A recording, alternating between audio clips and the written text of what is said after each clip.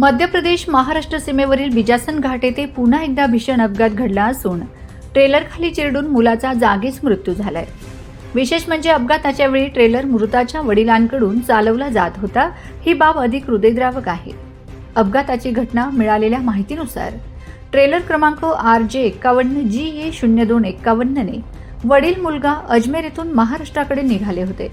घाट परिसरात सुरू असलेल्या रस्ते दुरुस्ती कायाकल्प कामामुळे आणि ट्रेलरमध्ये बिघाड झाल्याने सुमारे 3 किलोमीटरपर्यंत लांबच लांब वाहतूक कोंडी झाली होती। बिजासन चौकीजवळ अचानक ट्रेलरचे ब्रेक निकामी झालेत।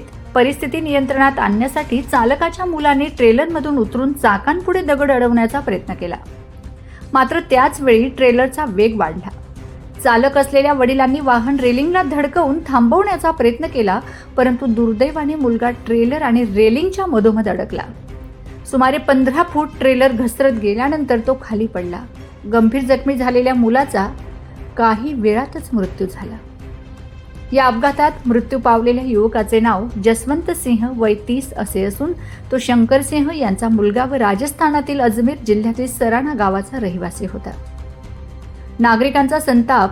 या घटनेनंतर घाट परिसरात एकच खळबळ उडाली। काही काळ वाहतूकही विस्कळीत झाली। स्थानिक नागरिकांनी संताप व्यक्त करत ज्या प्रकारे गणेश घाट येथे वारंवार अपघात होत आहेत त्याच धर्तीवर आता बिजासन घाटही मृत्यूचा घाट ठरत असल्याची प्रतिक्रिया दिली।